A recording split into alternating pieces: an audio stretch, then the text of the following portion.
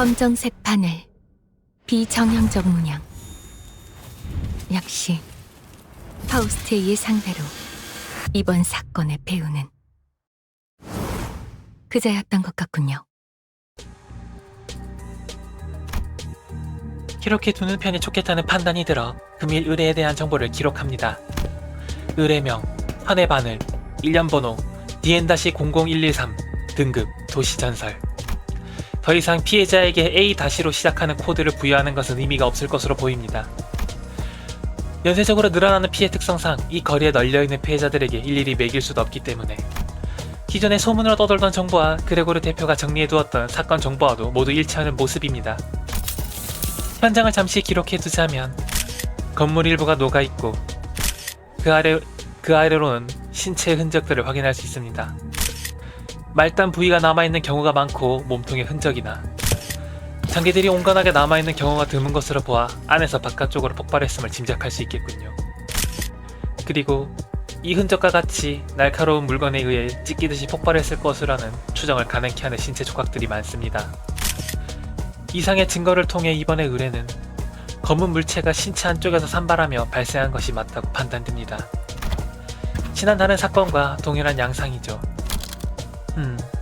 중량 대비 비정상적인 밀도, 벽에 그저 접촉시키기만 했을 뿐인데도 파고드는 기이한 강도, 그리고 곧이어 접촉한 부분에 몇 배가 되는 공간을 육용하는 모습은 단순히 신체에서 만들어진 것이라곤 믿기 힘들군요. 따라서 현재 파우스트가 요주의 소재로 관심에 두고 있는 통칭 바늘과 동일한 것임은 확실할 것입니다. 네, 맞습니다. 지속적으로 현장 확인을 요청받았던 비정형적 문양 역시 확인이 됩니다. 잠시 파우스트의 정보와 일치하는 것이 있는지 검증해보죠.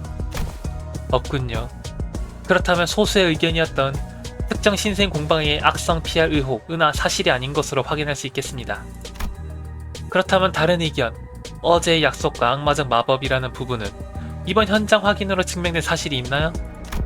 네, 그렇군요. 뒷골목에서 발견되었다는 내장 담기 되어진 회사원에게서도 흡사한 비정형적 문양이 있었다는 정보를 보관해 두었던 것 같습니다. 내장 담기는 뒷골목 범죄 조직이 시체에서 감나갈 만한 것을 뜯어가는 걸 의미합니다. 둥지의 정보만 열람하는 파우스트는 이 의논에 참여하기엔 바람직하지 않겠군요. 마법 말인가요? 네, 믿긴 어렵지만 그럼 불가해한 것이 실존한다면 이런 식으로 이루어질지도 모르겠습니다. 마치 풍선이라도 터진 것 같은 가벼워 보이는 충격량에 비해 너무나도 커다란 피해 반경. 어제의 약속이라는 것은 정말로 마법이라는 것을 부리는 것일까요?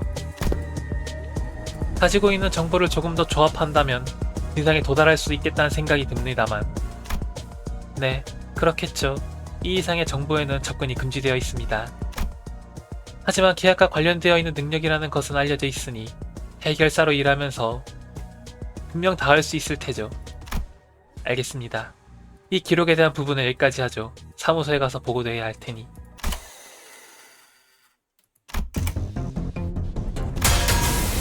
싱클레어, 끝나고 나서 할 말이 있다고 했던 것 같은데 아무래도 듣기는 어려울 것 같습니다. 어쩌면 이 기록이 마지막이 될 수도 있겠군요. 이곳은 도서관. 그렇습니다. 근래 도시질병으로 등급이 상향된 그곳 말입니다. 정말로 초대장에 이름을 적는 것만으로도 이곳으로 옮겨지더군요. 이 기록은 파우스트들에게 미리 공유되는 것이... 그렇군요. 네, 확인했습니다. 이 시점에 이르러야 정보의 열람을 해금해주는 것인가요? 그렇다면... 아닙니다. 그것보다 눈앞에 전투에 집중하는 것이 나을 테죠. 네, 아무래도 그들은 저를 먼저 노리려는 것 같군요. 집중된 공격을 전부 막아내긴 어려울 것으로 보입니다. 소나기에 조약돌을 쥐는 것만으로 공격당한 피해를 복구하고 있는 모습이나 정신이 떨어져 나갈 것만 같은 출처를 알 수 없는 기괴한 울음소리까지. 이건 환상체를 매개로 한 공격인가요? 그렇다면 이곳은 대체... 와, 소리봐. 스스로는 아쉽지만 기록을 남겨둘 수 있음에 다행이라고 생각하는 것이 좋겠죠. 이쪽 파우스트는 실패하더라도 파우스트의 원대한 목표는 존속되어야 할 테니. 파우스트는 여전히 도시를 전부 알고 싶을 뿐. 기록 종료.